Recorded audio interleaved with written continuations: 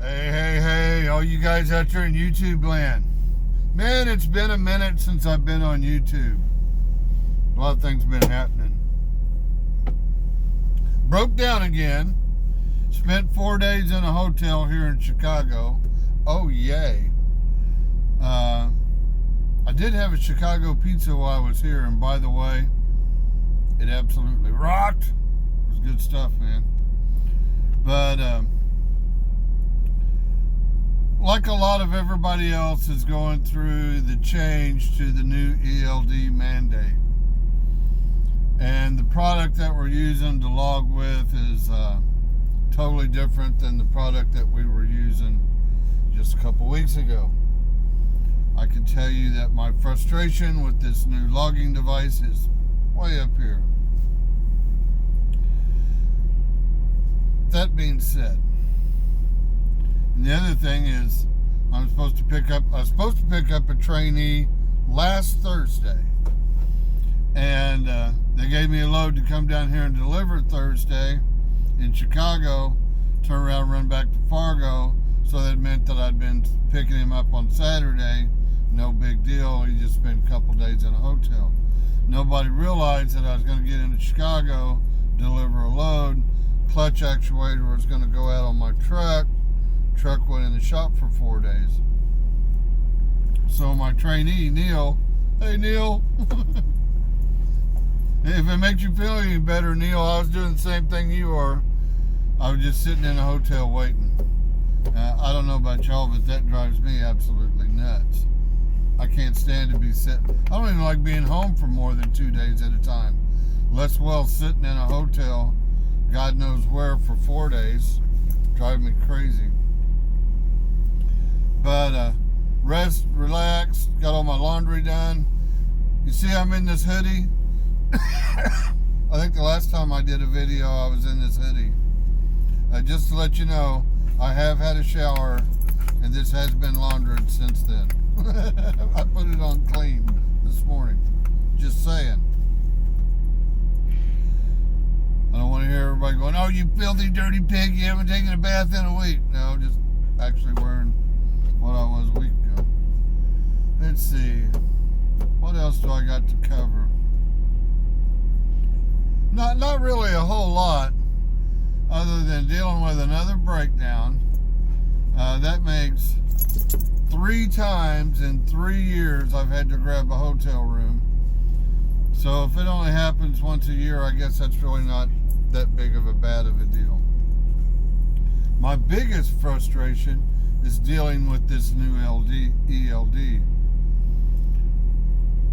I would prefer, the new ELD is so automated that I would prefer to tell it what I'm doing, not it tell me what I'm doing.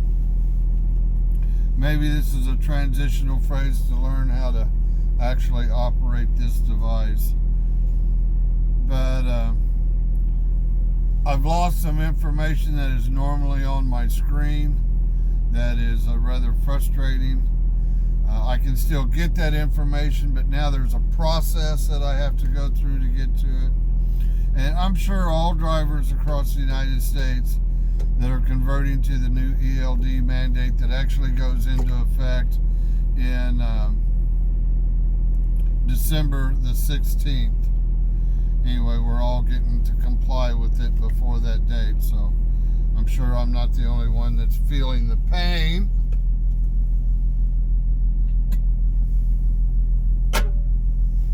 But it is a pain. Let's see.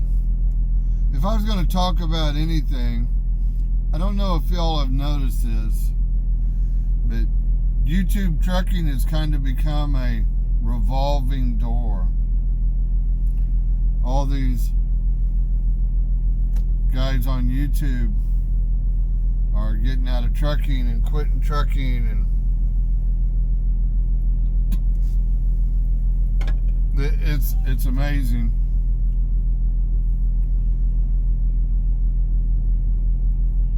I guess it really goes back to you really got to watch who you follow and who you listen to. You know, back in in 2018, we had good freight rates. You could make a good living on the spot market. 2019, and a lot of guys went out and bought new trucks, new equipment, made a lot of bad business decisions strictly on current market of the day. You can't ever look at that when you're in business. You actually have to, when I look at a business, for instance, when you go to buy a business, the value of a business, the standard idea of valuing a business is you set it on what we call a 7-year GRM. GRM stands for graduated rate multiplier. But that's how much the company has netted over the last 7 years, plus the holding assets of the company divided by 7. That gives you a general rate multiplier for 1 year. And that 7-year average is what you've got to figure your business model on. There's a whole lot of guys out here in trucking that know how to drive a truck. They know the trucking industry, but they don't know how to do business. And if you're going to be self-employed and you're going to be an owner-operator, you better know how to do business. And you better know how to make business decisions. Because there's a lot of guys that jumped out here and thought they knew what they were doing and didn't have a clue. I'm not a big fan of somebody leasing a truck and then leasing on with a company. I've never done it, but I'm not allowed to speak on it because I'm not an owner-operator. I'll make a point. For instance, you'll hear me waving this Magnum banner. I love this company. It's a great opportunity, and it's probably the best seat as a company driver that I've ever seen, and you'll probably ever find in your career. That being said, it is set up as a company driver company. It is not set up as a lease operator company. And you can go in and sit down and talk with the CEO of the company, and he'll tell you straight to your face, you don't want to do that. You don't want to lease on. They'll lease you on. They'll lease you a truck, lease purchase on a 4-year plan, and they'll run you as a lease operator. I'm going to tell you right now, you'll make more money here as a company driver as you ever would do that. The CEO will tell you that himself.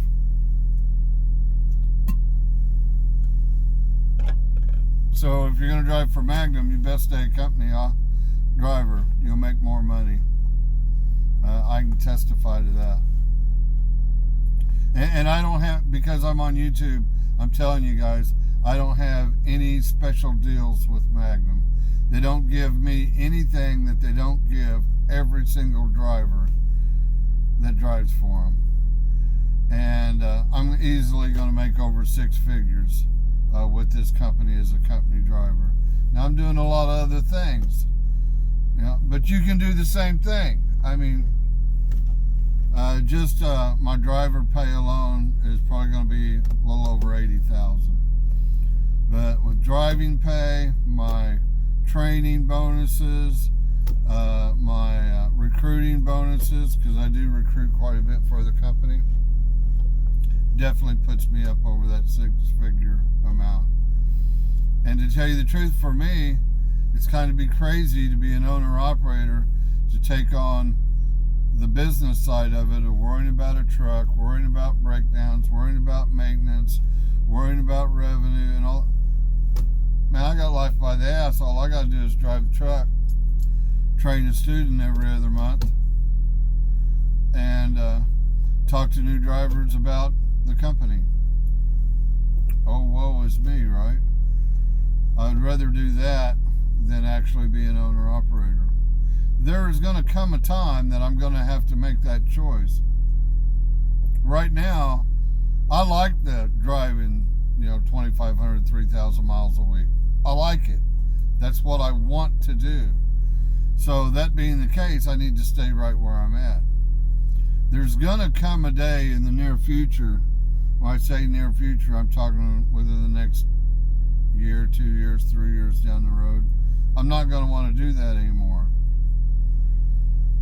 And when that day comes, I'll tell you, I'm going to buy a truck, go straight underneath my own authority, and set up my own customers and run customer direct. When I come back in the industry, I had customers from 20 years ago that was calling me up going, "Hey dude, I heard you're in a truck. Man, would you haul our freight for us?" I don't have any problem getting customers. I wonder how many guys in the trucking industry have those type of business connections. I wouldn't think much. I have a crap load of business connections because I've done a lot of I'm 58 years old. I had a career before I come to trucking, and it was a business career. Y'all might have heard I've actually talked to the fact that I've been a CEO, not of just one company, of 3 different companies. Those make a lot of business contacts, so I have advantages that a lot of guys don't. So there's going to be a time where I want to go owner-operator, and I want to run, 2-3 loads a week and spend the rest of the time at the house. And when I do that, I'm going to do it underneath my own truck and my own authority. That being said, I'm going to give you a scenario where I know of a guy that talks down to company drivers because he's an owner-operator. I actually don't consider this an owner-operator, not in my mindset, but a lot of people seem that it's a wide definition of what you call an owner-operator these days. This guy leased a truck and then leased on with the same company that he leased the truck from. This is never good business in my mind. You don't put all your eggs in one basket, not if you're going to be self-employed. You're just a glorified company driver that's taken on all the cost and all the risk of doing the business. Let me give you these numbers, all right? The guy leased a truck purchase for $65,000. The truck has 400,000 miles on it on a 4-year lease purchase. Okay, nothing wrong with that. But then he leased on with a company at $1.12 a mile.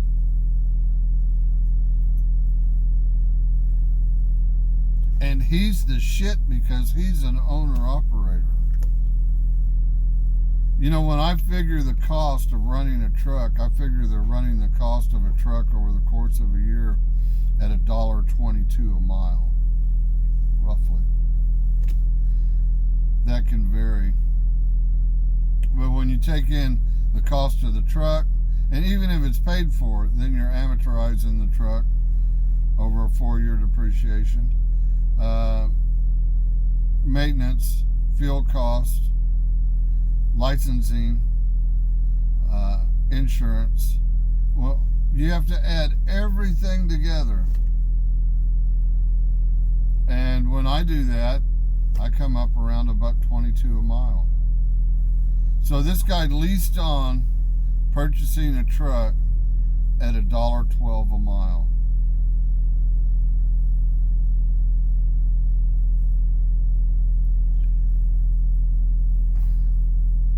Let's say he can average a $3,000 a week gross.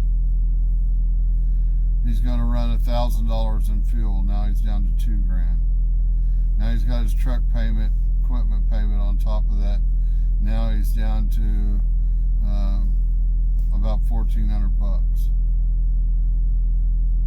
Now he's got insurance and licensing fees on top of that. He'll make more money as a company driver, as long as you don't have any maintenance. What happens if you have a cylinder go bad? $10,000 hickey. That's the risk you're taking. You're rolling the dice. So just because you're a owner-operator, it's not what impresses me. Let me see what you do with a owner-operator underneath your own authority on a 5-year plan. Show me that. And until then, just another guy out here driving a truck like I am, man. Business, it has its ups and it has its downs. And the ones that succeed are the ones that don't quit and overcome all the obstacles that are put in their way. You have good times and you have bad times. Company driver, same thing. You're going to have good times and you're going to have bad times. You're going to go through times where you're just loving life. There are going to be times where frustrations become a little overwhelming and you get your head on backwards. We're all truck drivers, man. We're all truck drivers. We're moving freight. That's what we do. Need to quit throwing rocks at everybody because they do it differently than you do. Just saying. We all make the best decisions we can on every day. Wish everybody the best of luck.